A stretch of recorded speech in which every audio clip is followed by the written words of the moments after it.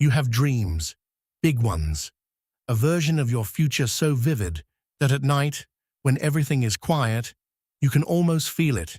You see yourself finishing that project, becoming stronger, more confident, financially free, respected, recognized. In those moments, it feels real. You tell yourself, this time will be different. Now I'm serious. Now I'll make it happen. And for a few hours, maybe a few days, you believe it. Then time passes, days blur into weeks, weeks dissolve into months, and slowly, almost invisibly, the energy fades. The project that once excited you gathers dust. The plan you carefully wrote down becomes irrelevant.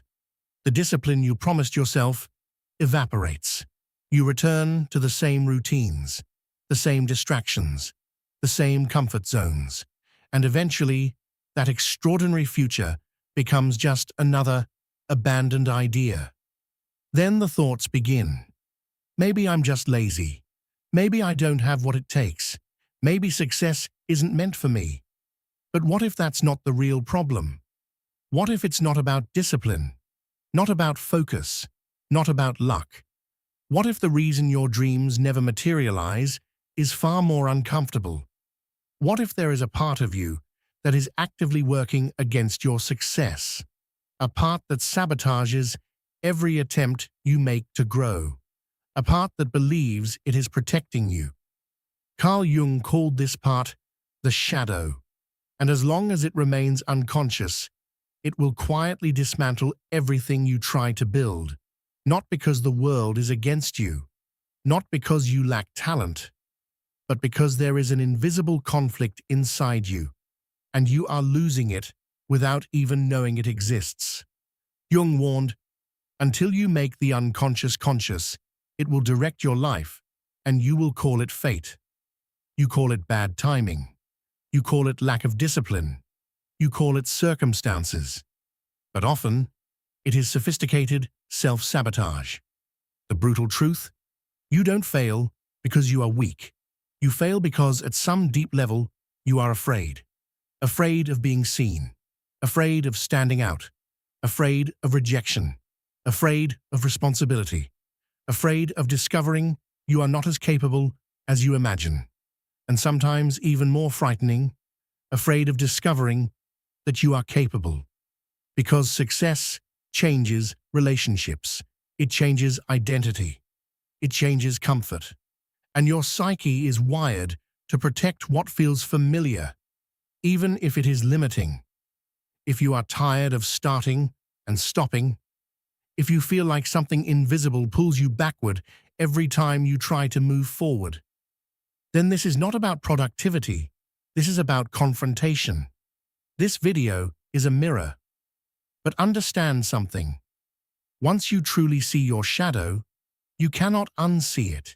You cannot go back to blaming fate.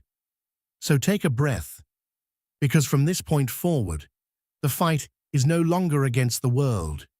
It is against the hidden part of yourself.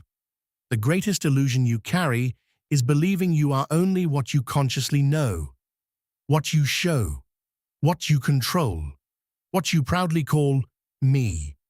But that me is only the surface, the tip of the iceberg. Beneath it lies a vast, unexamined territory. And it is in that territory that the real reason your dreams collapse is hiding. Carl Jung called this hidden territory the shadow, the unconscious region of your psyche where everything you were taught not to be is stored. Your anger, your envy, your hunger for power, your ambition, your selfish impulses, your unresolved shame, your old wounds, but also your courage, your leadership, your brilliance, your potential for greatness. The shadow is not only dark, it contains everything you were not allowed to express, everything that was inconvenient, everything that threatened belonging. And because it was rejected, you buried it. But what is buried does not disappear. It acts silently. From early childhood, you were conditioned. If attention brought criticism, you learned to shrink. If ambition was labeled arrogance, you learned to dim yourself. If success led to jealousy or rejection, you learned to unconsciously fail. The shadow is not evil. It is protective, but it is a blind protector. It operates from old memories, not present reality. It defends you from dangers that no longer exist, and in doing so, it limits you. This is why you dream big, but live small. Your conscious mind wants expansion. Your shadow fears exposure, and as long as it remains unconscious, it will always win. You can set goals. You can buy planners. You can repeat affirmations. You can consume endless motivational content. But if inside you, there is a hidden association, success equals risk, visibility equals rejection, achievement equals abandonment, you will sabotage yourself. And the most disturbing part? You will justify it. It wasn't the right time. I didn't have enough resources. Something unexpected came up. You will build logical explanations for emotional sabotage. You will blame circumstances when the real resistance was internal. And understand this clearly. The shadow is not your enemy out of cruelty. It sabotages because it thinks it is saving you from embarrassment, from failure, from isolation, from change. Jung said that confronting the shadow is the first step toward individuation, the process of becoming whole. You cannot build the life you want while fighting an invisible opponent. But now that you know it exists, the real question becomes, how exactly does this shadow operate? How does it interfere without you noticing?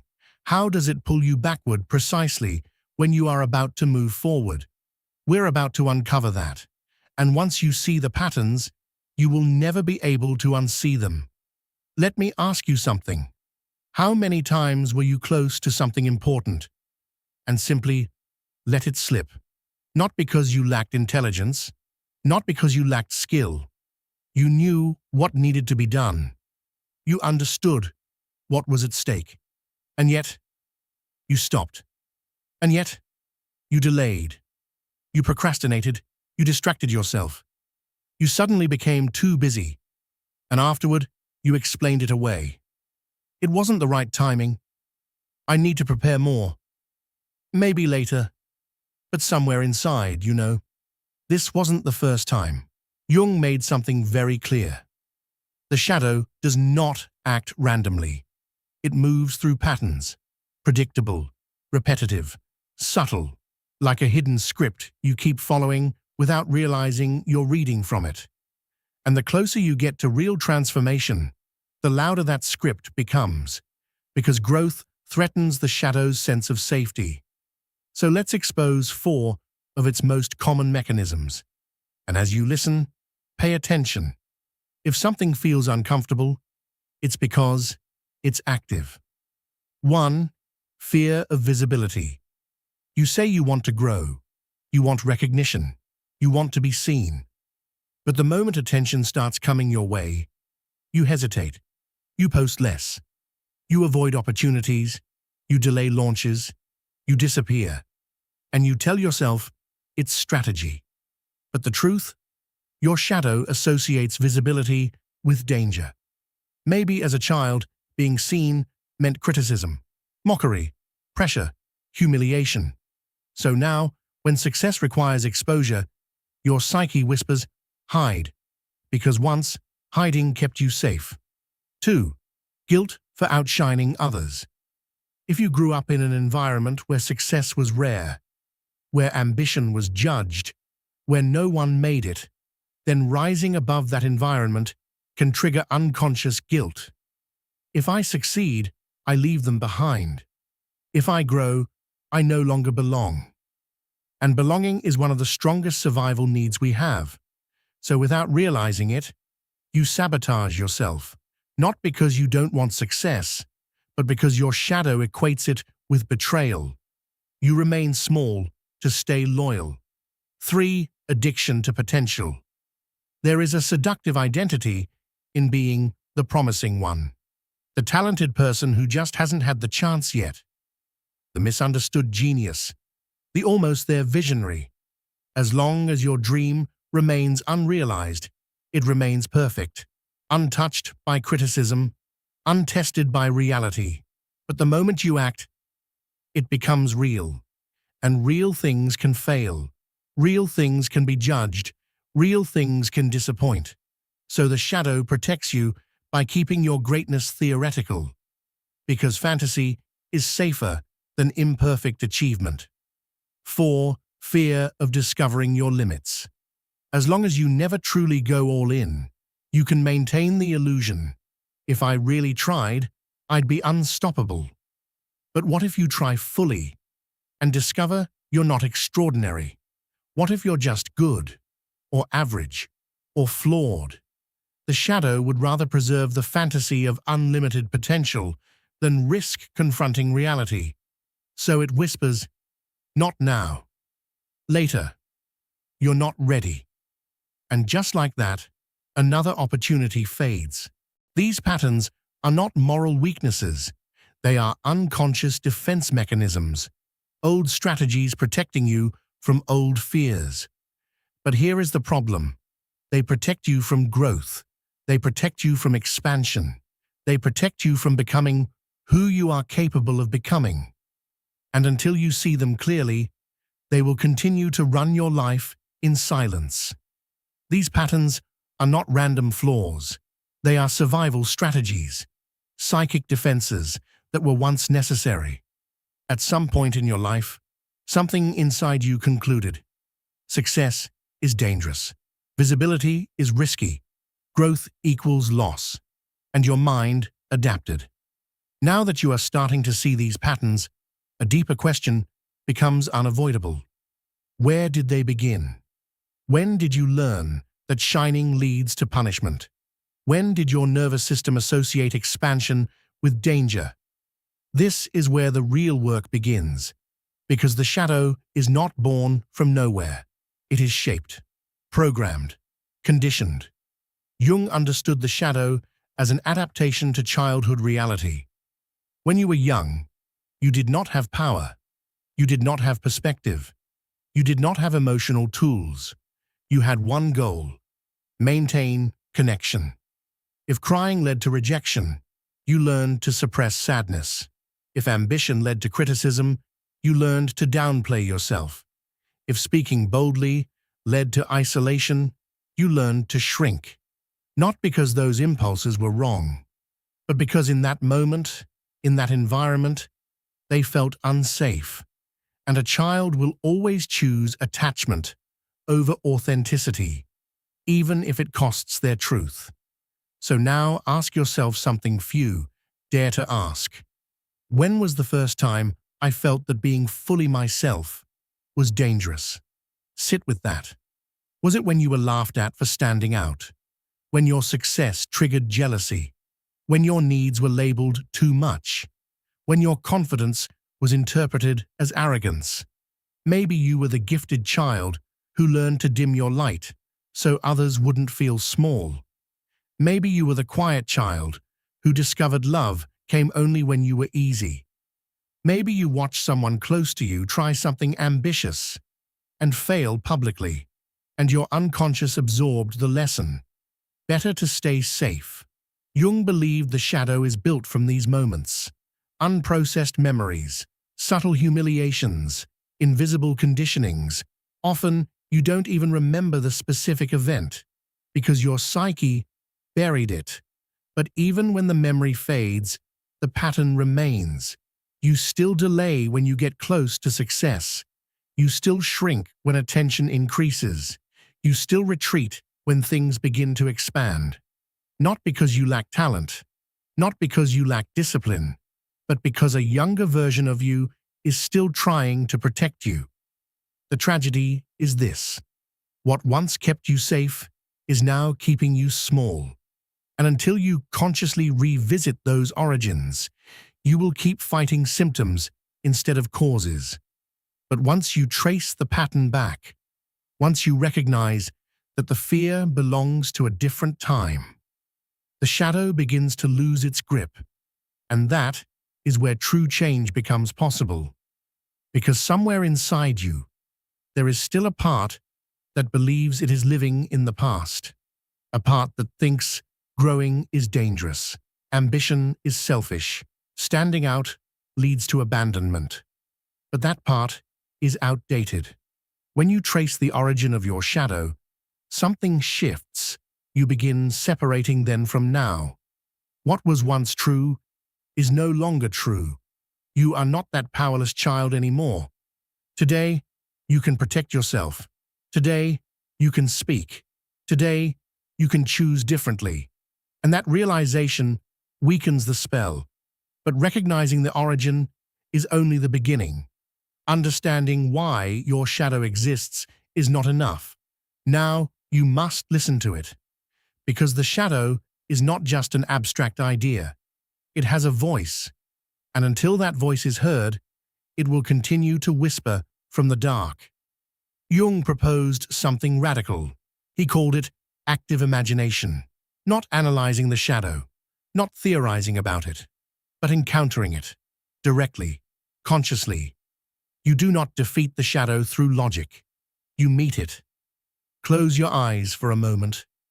Imagine yourself in a symbolic space, a forest, a cave, a dimly lit room. Now invite your shadow to appear. Do not control what it looks like. It may resemble a distorted version of you, a child, a stranger, a creature. Let it emerge. And when it does, resist the urge to judge it. Instead, ask, why are you stopping me? What are you protecting me from? What are you afraid will happen if I succeed? Then listen, without interruption, without argument, without moralizing, because what you may hear will not be evil. It will be protective. I'm stopping you because last time you were exposed, you were hurt. I'm afraid if you stand out, you'll be rejected. I'd rather you never try than feel that humiliation again. And in that moment, something profound happens. You stop being possessed by unconscious fear. You become the mediator of your own psyche. You step into the role of the adult self, the integrated self, the one capable of leading.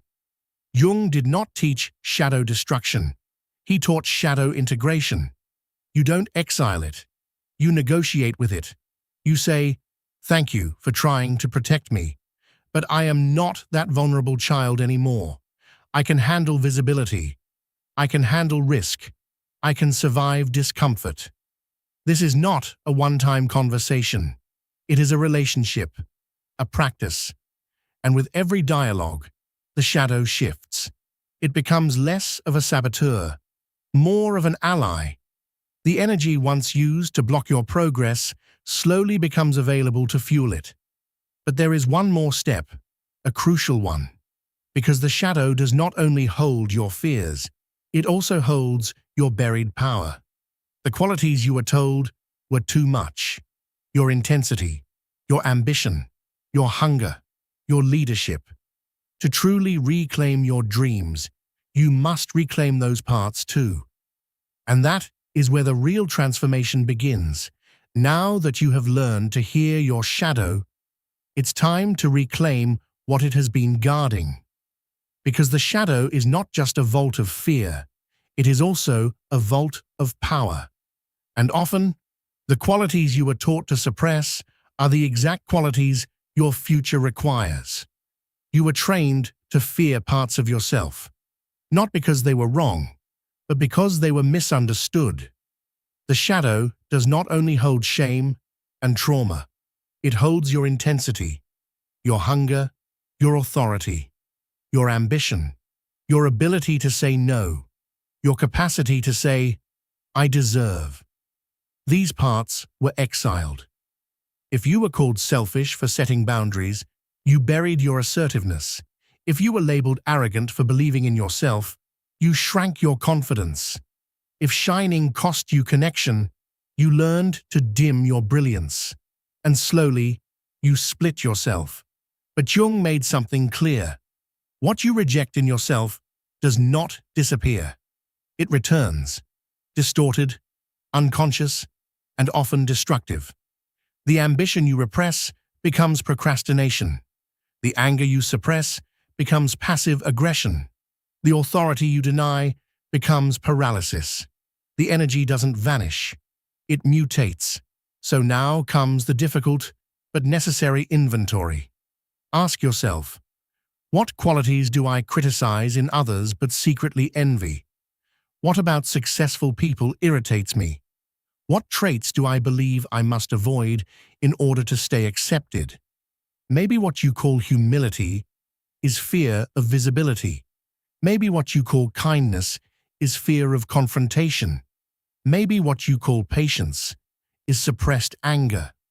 Maybe what you call being easygoing is avoidance. Write down the traits you judge most harshly, then examine them, reinterpret them, reclaim them. Selfishness can be self-respect. Arrogance can be self-confidence. Coldness can be emotional regulation. Insensitivity can be discernment. Ambition can be devotion to your purpose. Aggression can be assertiveness. These energies are not evil. They are raw, unintegrated. And when you reclaim them consciously, they stop sabotaging you from the dark. You stop living as half of yourself. You stop trying to be agreeable at the cost of your power. You become whole, not light without shadow, but integrated, capable of kindness and firmness, compassion and boundaries, visibility and humility. Integration does not mean performing dominance. It means owning your full spectrum, with awareness, with responsibility. You can be strong without cruelty, visible without arrogance, ambitious without exploitation. But even after recognition, the shadow may resist, because integration threatens the old balance.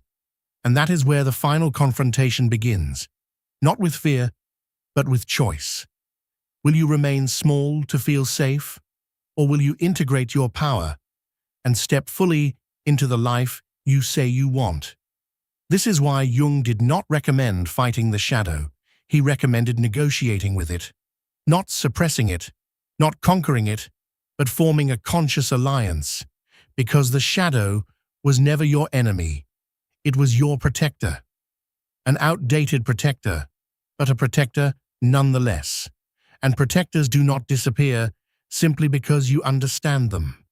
They relax when they feel safe. So now comes the decisive step, a conscious pact, a shadow contract. Not mystical, not theatrical, but deliberate. You are no longer trying to overpower your unconscious. You are assuming leadership. This contract begins with recognition. You write, "Shadow, I see that you protect me when I am about to..." Describe the specific sabotage. When I'm about to publish, when I'm about to speak, when I'm about to commit, when I'm about to step forward. I understand you activate because you are afraid of... Name the real fear: rejection, humiliation, abandonment, failure, isolation. Be precise, then do something unexpected. Thank it. Thank you for trying to keep me safe. You acted with the tools you had. You helped me survive when I was vulnerable. This is crucial, because the shadow does not respond to violence. It responds to acknowledgement. Then comes the shift. Now I am an adult. I have resources I didn't have before. I can handle discomfort. I can protect myself. And here, you declare your intention. I am choosing to move toward... Name the dream, the project, the action. Be clear. Then offer reassurance, not as a bargain, but as integration. In return, I promise to care for myself in these ways. I will set clear boundaries. I will move step by step. I will not abandon myself in the process. I will not seek approval compulsively. I will rest when needed. Sign it. Read it aloud. Revisit it when resistance returns. Because it will. Integration is not a single breakthrough. It is a relationship. Every time sabotage arises, you are not regressing. You are being invited back into dialogue. And each time you respond consciously, you reinforce leadership. The leadership of your adult self. The part of you capable of expansion without self-betrayal. Understand something clearly. The shadow is powerful, but it is not the commander. You are. And when you consciously step into that role, something shifts. The energy once used to block your dreams begins to fuel them. If this message resonated, if you recognized patterns, fears, abandoned ambitions, then say it. I see my shadow. Not as confession, as clarity, because once you see it, you are no longer blindly controlled by it. And this is only one piece of the transformation. There is another essential layer. Without it, integration remains incomplete. So if you are serious about breaking the cycle of starting and stopping, continue. The real work has just begun. I'll see you in the next step.